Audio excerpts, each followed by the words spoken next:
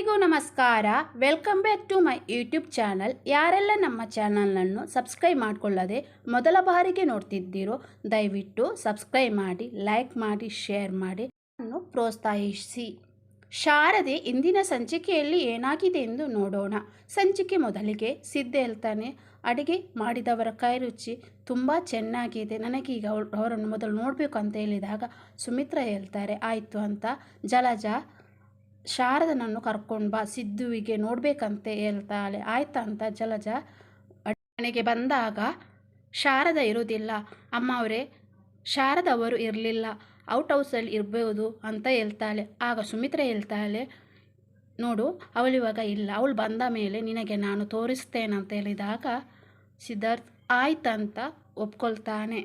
ದೀಪು ಹೊರಗಡೆ ಜೋಕಾಲಿಯಲ್ಲಿ ಕುಳಿತುಕೊಂಡು ಒಂದು ಟೆಡ್ಡಿ ಬೇರ್ ಇರುತ್ತೆ, ಅದರಲ್ಲಿ ಆಟ ಆಡ್ತಾ ಇರ್ತಾಳೆ. ಅದಕ್ಕೆ ಸಾಂಗ್ ಹೇಳ್ತಾ ಅಲ್ಲಿಗೆ ಸಿದ್ಧಾರ್ಥ್ ಬಂದು ಯಾರು ನೀನು, ನಿನ್ನ ಹೆಸರೇನು ಅಂತ ಕೇಳ್ತಾನೆ. ನನ್ನ ಹೆಸರು ದೀಪು ಅಂತ ದೀಪು ಹೇಳ್ತಾಳೆ. ನಂತರ ನೀನು ಇಲ್ಲಿ ಏನು ಮಾಡ್ತಿದ್ದೀಯ ಅಂತ ದೀಪುನ ಹತ್ರ ಕೇಳಿದಾಗ ನಾವು ಇಲ್ಲಿಗೆ ಬಂದು ಕೆಲವು ದಿನಗಳಾಯಿತು, ಇಲ್ಲಿ ನನ್ನ ಅಮ್ಮ ಅವರಿಗೆ ಅಡಿಗೆಗಳನ್ನೆಲ್ಲ ಮಾಡ್ತಾಳೆ ಅಂತ ಹೇಳ್ತಾಳೆ.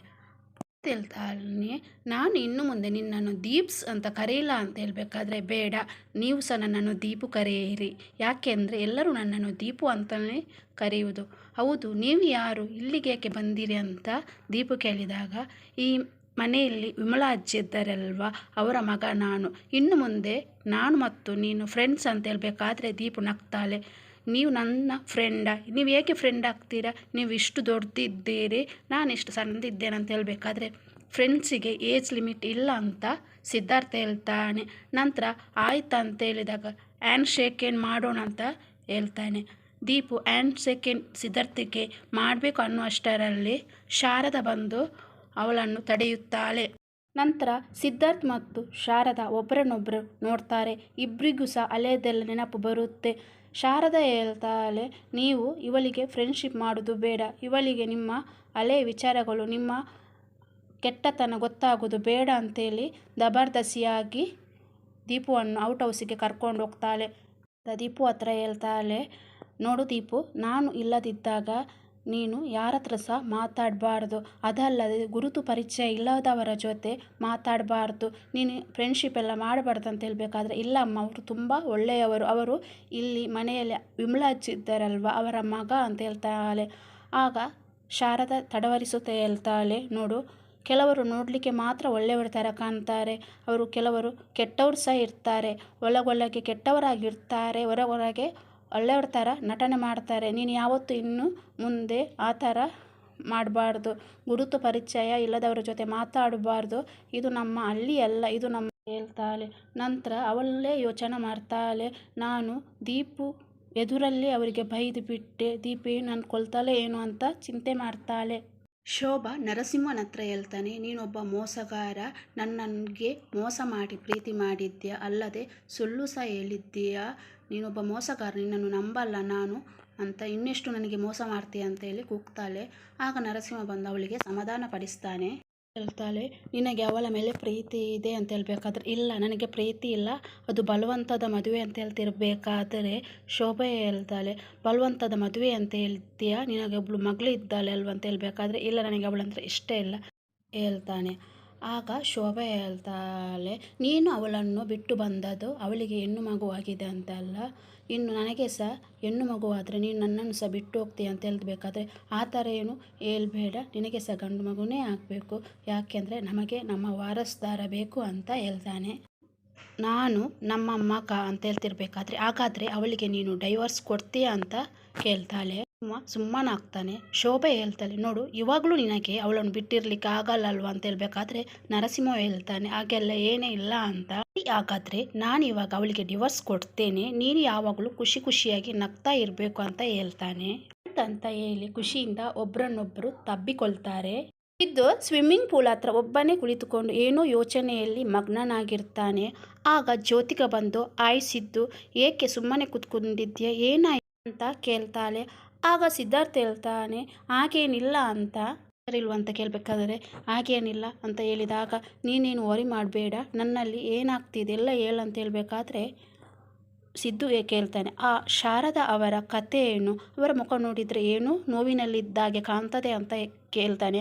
ಆಗ ಜ್ಯೋತಿಕಾ ಅವಳು ಯಾವ ರೀತಿ ಬಂದ್ಲು, ಅಲ್ಲಿ ನಡೆದ ಘಟನೆ ಮತ್ತು ಸುಮಿತ್ರಾ ಅವರನ್ನು ಸೇವ್ ಮಾಡಿದ ಕಥೆಗಳನ್ನೆಲ್ಲ ಹೇಳ್ತಾಳೆ. ನಂತರ ಹೇಳ್ತಾಳೆ, ಅವರನ್ನು ನೋಡಿದರೆ ನನಗೆ ತುಂಬ ಪಾಪ ಅಂತ ಅನಿಸ್ತಿದೆ ಅಂತ ಹೇಳಬೇಕಾದ್ರೆ ಸಿದ್ದು ಹೇಳ್ತಾನೆ, ನನಗೂ ಸಹ ಹಾಗೇನೆ ಅನಿಸ್ತಿದೆ, ಅವರು ಸ್ವಾಭಿಮಾನಿ ಏನು ಅಲ್ವಾ ಅಂತ ಜ್ಯೋತಿಕನ ಹತ್ರ ಕೇಳ್ತಾನೆ. ಹೇಳ್ತಾಳೆ, ಅವಳು ಸ್ವಾಭಿಮಾನಿ ಮಾತ್ರವಲ್ಲ, ಹೊರಗಡೆ ರಪ್ಪಾಗಿ ಕಂಡ್ರು ಒಳಗಡೆಯಿಂದ ತುಂಬ ಸಾಫ್ಟ್ ಮೃದು ಮನಸ್ಸು ಅವಳದು, ಏನಾದರೂ ಕೆಲಸ ಮಾಡ್ತಾನೇ ಇರ್ತಾಳೆ ಅಂತ ಹೇಳ್ತಾಳೆ. ರಿಯಲಿ ಗ್ರೇಟ್ ನೋ ಅಂತ ಹೇಳ್ತಿರ್ಬೇಕಾದ್ರೆ ಸಿದ್ದು ಹೌದು ಅಂತ ತಲೆ ಅಲ್ಲಾಡಿಸುತ್ತಾನೆ. ದೀಪು ಒಬ್ಳೆ ಅವಳಷ್ಟಕ್ಕೆ ಅವಳು ಔಟ್ ಹೌಸಿನ ಹೊರಗಡೆಯಿಂದ ಆಟ ಆಡ್ತಾ ಇರ್ತಾಳೆ. ಅಲ್ಲಿಗೆ ಸಿದ್ದು ಸಹ ಬಂದು ಆಯ್ ಫ್ರೆಂಡ್ ಅಂತ ದೀಪು ಹತ್ರ ಹೇಳ್ತಾನೆ. ಆಯ್ ಫ್ರೆಂಡ್ ಅಂತ ಹೇಳ್ತಿರ್ಬೇಕಾದ್ರೆ ಸಿದ್ದು ಹೇಳ್ತಾನೆ, ನಿನಗೊಂದು ಸರ್ಪ್ರೈಸ್ ಇದೆ ಅಂತ. ಎಂಥ ಸರ್ಪ್ರೈಸ್ ಅಂತ ಕೇಳಿದಾಗ ಚಾಕ್ಲೇಟ್ ತೆಗೆದು ತೋರಿಸ್ತಾನೆ. ದೀಪುಗೆ ತುಂಬ ಖುಷಿ ಆಗುತ್ತೆ. ಇಷ್ಟು ದೊಡ್ಡದು ಚಾಕ್ಲೇಟ್ ನನಗೇನ ಅಂತ ಕೇಳ್ತಾಳೆ. ದೀಪು ಹೌದು ಅಂತ ಹೇಳಿ ದೀಪು ಚಾಕ್ಲೇಟ್ ಕೊಡಬೇಕು ಅನ್ನುವಷ್ಟರಲ್ಲಿ ಶಾರದಾ ಸಹ ಅಲ್ಲಿಗೆ ಬರ್ತಾಳೆ. ಚಾಕ್ಲೇಟನ್ನು ತೆಗೆದು ಎಳೆದು ಹೊರಗಡೆ ಬಿಸಾಡ್ತಾಳೆ. ಹಾಗೆ ಬಿಡುಗಡೆ ಅಂತಾನೆ ಇಲ್ವಾ, ಎಷ್ಟೊಂದು ನೀವು ನಮಗೆ ಅನ್ಯಾಯ ಮಾಡಿದೆ, ಈ ಜನ್ಮಕ್ಕೆ ಸಾಕಾಗುವಷ್ಟು ಮಾಡಿದ್ದೀರಿ, ಸ್ವಲ್ಪನಾದರೂ ಒಳ್ಳೆಯ ಕೆಲಸಗಳನ್ನು ಮಾಡಿರಿ, ನಿಮಗೆ ಒಳ್ಳೆಯದಾಗುತ್ತೆ ಅಂತ ಶಾರದಾ ಹೇಳ್ತಾಳೆ. ಸಿದ್ಧಾರ್ಥ್ ಕೇಳ್ತಾನೆ, ನೀವು ಯಾಕೆ ನನ್ನ ಹತ್ರ ಈ ಥರ ಮಾತಾಡ್ತಿದ್ದೀರಾ, ನಾವು ನಿಮ್ಮ ಹತ್ರ ಮಾತಾಡಬೇಕು ಅಂತ ಹೇಳ್ಬೇಕಾದ್ರೆ ನನಗೆ ನಿಮ್ಮ ಹತ್ರ ಮಾತನಾಡುವ ಅವಶ್ಯಕತೆ ಇಲ್ಲ, ನಿಮಗೆ ಸತ್ಯ ಹೇಳ್ಬೇಕಂತ ಹೇಳ್ಬೇಕಾದ್ರೆ ನೀವು ನನಗೆ ಸತ್ಯ ಹೇಳುವ ಅವಶ್ಯಕತೆ ಏನೂ ಇಲ್ಲ, ಎಲ್ಲ ನಡೆದು ಹೋಗಿದೆ, ನಾವು ಕಣ್ಣಾರೆ ನೋಡಿಬಿಟ್ಟಿದ್ದೇವೆ ಅಂತ ಹೇಳ್ತಾಳೆ. ಈಗ ಹೇಳಲಿಕ್ಕೆ ಹೊರಟಿರುವುದು ಸತ್ಯದ ಮುಖವಾಡ ಹಾಕಿರುವ ಕತೆ, ದಯವಿಟ್ಟು ನಮ್ಮನ್ನು ನಮ್ಮ ಪಾಡಿಗೆ ಬಿಟ್ಟು ಬಿಡಿ ಅಂತ ಕೈ ಮುಗಿದು ದೀಪುವನ್ನು ಔಟ್ ಹೌಸ್ ಒಳಗಡೆ ಕರ್ಕೊಂಡು ಹೋಗ್ತಾಳೆ. ತಪ್ಪಿಲ್ಲ ಅಂತ ಇವರಿಗೆ ಯಾವ ರೀತಿಯಲ್ಲಿ ಒಂದೇ ಮನೆಯಲ್ಲಿದ್ದರೂ ಸಹ ಕಡಿಮೆ ಮಾಡಲಿಕ್ಕೆ ಆಗ್ತಿಲ್ವಲ್ಲ ಅಂತ ಚಿಂತಿಸ್ತಾನೆ. ಸಿದ್ಧಾರ್ಥ್ ಆಕ್ಸಿಡೆಂಟ್ ಯಾವ ರೀತಿ ಆಯ್ತಂತ ಯೋಚಿಸ್ತಾನೆ. ಅವರು ಆ ಹಳ್ಳಿಯಲ್ಲಿ ಕಾರ್ ಡ್ರೈವಿಂಗ್ ಮಾಡ್ತಾ ಬರ್ತಿರ್ಬೇಕಾದ್ರೆ ಹಿಂದ್ಗಡೆಯಿಂದ ಒಂದು ಕಾರು ಬರ್ತಿರುತ್ತೆ. ಇತ್ತ ಶಾರದಾಳ ಅಪ್ಪ ಸಹ ಸ್ಕೂಟಿಯಲ್ಲಿ ಹೋಗ್ತಾ ಇರ್ತಾರೆ. ಹಿಂದೆಗಡೆ ಕಾರು ಓವರ್ಟೇಕ್ ಮಾಡಿ ಶಾರದಾಳ ಅಪ್ಪನಿಗೆ ಆಕ್ಸಿಡೆಂಟ್ ಮಾಡಿ ಅವರಲ್ಲಿಂದ ತಪ್ಪಿಸಿಕೊಂಡು ಓಡಿ ಹೋಗ್ತಾರೆ. ಸಿದ್ಧಾರ್ಥ್ ಮತ್ತು ಅವರ ಫ್ರೆಂಡ್ಸ್ ಆ ಕಾರಿನ ಕೆಳಗೆ ಇಳಿದು ಶಾರದಾಳ ಅಪ್ಪನನ್ನು ಎಬ್ಬಿಸಲು ಪ್ರಯತ್ನ ಪಡ್ತಾರೆ. ಅವರು ಎದ್ದೇಳುವುದೇ ಇಲ್ಲ, ನಂತರ ನೀರು ಹಾಕಿದಾಗಲೂ ಸಹ ಎದ್ದೇಳುವುದಿಲ್ಲ. ಅಲ್ಲಿ ಒಬ್ಬ ಹಳ್ಳಿ ಜನ ಬಂದು ಹೇಳ್ತಾರೆ, ಕಾರ್ ಆಕ್ಸಿಡೆಂಟ್ ಮಾಡಿದ್ದು ನೀವೇನಂತ ಹೇಳ್ಬೇಕಾದ್ರೆ ಸಿದ್ಧಾರ್ಥ ಹೇಳ್ತಾನೆ, ನಾವು ಮಾಡಲಿಲ್ಲ ಅಂತ ಹೇಳ್ತಿರ್ಬೇಕಾದ್ರೆ ಆ ವ್ಯಕ್ತಿ ಹೇಳ್ತಾನೆ, ಇಲ್ಲ ನೀವೇ ಮಾಡಿದ್ದು, ಇಲ್ಲಿ ಯಾವ ಕಾರು ಸಹ ಬಂದಿಲ್ಲ, ತಡ್ಡಿ ನಿಮಗೆ ಮಾಡ್ತೇನೆ ಅಂತೇಳಿ ಊರ ಜನರನ್ನು ಒಟ್ಟುಗೂಡಿಸಲು ಅಲ್ಲಿಂದ ಹೋಗ್ತಾನೆ. ಸಿದ್ಧಾರ್ಥ್ ಫ್ರೆಂಡೇ ಹೇಳ್ತಾನೆ, ಯಾರು ಆಕ್ಸಿಡೆಂಟ್ ಮಾಡಿ ಗುದ್ದಿ ಹೋಗಿದ್ದಕ್ಕೆ ನೀನು ಯಾಕೋ ತಲೆ ಕೆಡಿಸ್ಕೊಳ್ಬೇಕಂತ ಕೇಳ್ತಾನೆ. ನೀನಿವಾಗ ಹಾಸ್ಪಿಟಲ್ಗೆ ಕರ್ಕೊಂಡು ಹೋದರೆ ನಿನ್ನ ಮೇಲೇ ಕೇಸ್ ಆಗುತ್ತೆ, ಮೊದಲು ನಿನ್ನ ಕೆರಿಯರ್ ಮೇಲೆ ಗಮನ ಕೊಡು ಅಂತ ಹೇಳ್ತಾನೆ. ಪೊಲೀಸ್ ಕೇಸ್ ಅಂತೆಲ್ಲ ಬೇಕಾ, ನಿನಗೆ ಮತ್ತೆ ಲಂಡನ್ಗೆ ಹೋಗ್ಲಿಕ್ಕೆ ಆಗಲ್ಲ ಅಂತ ಹೇಳ್ತಾನೆ. ಅಂತ ಇವರನ್ನು ಈ ಥರ ಬಿಟ್ಟು ಹೋಗ್ಲಿಕ್ಕೆ ಆಗ್ತದ ಅಂತ ಹೇಳ್ತಿರ್ಬೇಕಾದ್ರೆ ಶಾರದಾ ಸಹ ಓಡ್ಕೊಂಡು ಬಂದು ಅಪ್ಪ ಅಪ್ಪ ಅಂತ ಅವಳ ಕಾಲ ಮೇಲೆ ಅಪ್ಪನನ್ನು ಮಲಗಿಸಿ ಜೋರಾಗಿ ಅಳ್ತಾಳೆ. ನಂತರ ಅಲ್ಲಿಯೊಬ್ಬ ವ್ಯಕ್ತಿ ಹೇಳ್ತಾನೆ, ಇವರೇ ಆಕ್ಸಿಡೆಂಟ್ ಮಾಡಿದಂತ, ಏನು ಮಾಡಲಾಗದೆ ಯಾರೋ ಮಾಡಿದ ತಪ್ಪಿಗೆ ತನ್ನ ಮೇಲೆ ಅಪವಾದ ಹೊತ್ಕೊಂಡು ಎಲ್ಲರೂ ಆ ಕಾರಿನಲ್ಲಿ ಹೋಗ್ತಾರೆ. ಸಿದ್ಧಾರ್ಥಿಗೆ ಅಲ್ಲಿಂದ ತಪ್ಪಿಸಿಕೊಳ್ಳಲು ಮನಸ್ಸಿಲ್ಲದಿದ್ದರೂ ಫ್ರೆಂಡ್ ಹೇಳಿದ ಮಾತಿಗೋಸ್ಕರ ಅಲ್ಲಿಂದ ಓಡಿ ಹೋಗ್ತಾರೆ. ಹಿಂದೆ ನಡೆದ ಘಟನೆಗಳೆಲ್ಲ ನೆನಪಾದಾಗ ಸಿದ್ದುಗೆ ತುಂಬ ಬೇಸರವಾಗುತ್ತದೆ. ಇತ್ತ ಶಾರದಾ ಅವಳ ಮತ್ತು ದೀಪುವಿನ ಬಟ್ಟೆಯನ್ನೆಲ್ಲ ಜೋಡಿಸಿಕೊಂಡು ಹೊರಡಲು ಸಿದ್ಧಳಾಗ್ತಾಳೆ. ದೀಪು ಕೇಳ್ತಾಳೆ, ಎಲ್ಲಿಗಮ್ಮ, ಬಟ್ಟೆಯನ್ನೆಲ್ಲ ಜೋಡಿಸ್ತಾ ಇದ್ದೀಯಲ್ವ ಅಂತ ಕೇಳ್ತಾಳೆ. ನಾವು ಇವಾಗ ಇಲ್ಲಿಂದ ಬೇಗನೆ ಹೋಗ್ಬೇಕು. ಆಗ ದೀಪು ಹೇಳ್ತಾಳೆ, ರಾತ್ರಿ ಆಗಿದೆ ಅಲ್ಲ ಅಮ್ಮ, ಎಲ್ಲಿಗೆ ಹೋಗ್ತಿದ್ವಿ ಹೇಳುವ ಅಂತ ಹೇಳ್ಬೇಕಾದ್ರೆ ಎಲ್ಲಿಗಂತ ಗೊತ್ತಿಲ್ಲ, ಆದರೆ ಈ ಮನೆಯಲ್ಲಿ ನಾವು ಒಂದು ಕ್ಷಣವೂ ಇರಬಾರ್ದು, ಇಲ್ಲಿಂದ ಹೊರಟು ಬಿಡ್ಬೇಕಂತ ಹೇಳ್ತಾಳೆ.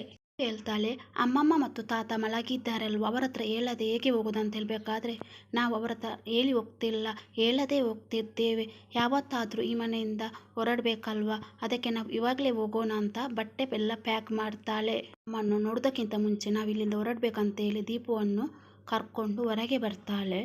ವೈಕುಂಠ ಸಹ ಹೊರಗೆ ಇರ್ತಾನೆ. ಶಾರದಾ ಬಾಗಿಲಿಗೆ ಬೀಗ ಹಾಕ್ತಿರುವುದನ್ನು ಮೆಲ್ಲಗೆ ಅವಳಿಗೆ ಗೊತ್ತಾಗದಾಗೆ ನೋಡ್ತಾ ನಿಂತ್ಕೊಳ್ತಾನೆ. ನಿದ್ದೆಯಲ್ಲಿ ತುಂಬ ಭಯಭೀತಳಾಗಿ ಕನವರಿಸ್ತಾ ಇರ್ತಾಳೆ. ಇತ್ತ ವೈಕುಂಠನಿಗೆ ತುಂಬ ಖುಷಿಯಾಗುತ್ತೆ, ಯಾಕೆಂದರೆ ಶಾರದಾ ಮನೆ ಬಿಟ್ಟು ಹೊರಗಡೆ ಹೋದ್ಲಲ್ಲ, ತುಂಬ ಖುಷಿಯಲ್ಲಿ ಕುಣಿಯುತ್ತಾ ಕುಪ್ಪಳಿಸ್ತಾ ಇರ್ತಾನೆ. ನನಗೆ ತುಂಬ ಆಶ್ಚರ್ಯವಾಗ್ತಿದೆ, ನನ್ನ ಕಾಲಿಗೆ ಅಡ್ಡಲಾಗಿದ್ದ ಹೋದ್ಲು, ಅದಾಗೆ ಹೋಗ್ತಿದೆ, ನನಗೆ ಖುಷಿ ಆಗ್ತದೆ ಅಂತ ವೈಕುಂಠ ನಗ್ತಾನೆ. ವಿಷಯವನ್ನು ನಾನು ಮೊದಲು ಅಜ್ಜಿಗೆ ಹೇಳ್ಬೇಕಂತೇಳಿ ಕೈಯಲ್ಲಿ ಸನ್ನೆ ಮಾಡಿ ಒಳಗೆ ಬರ್ತಾನೆ.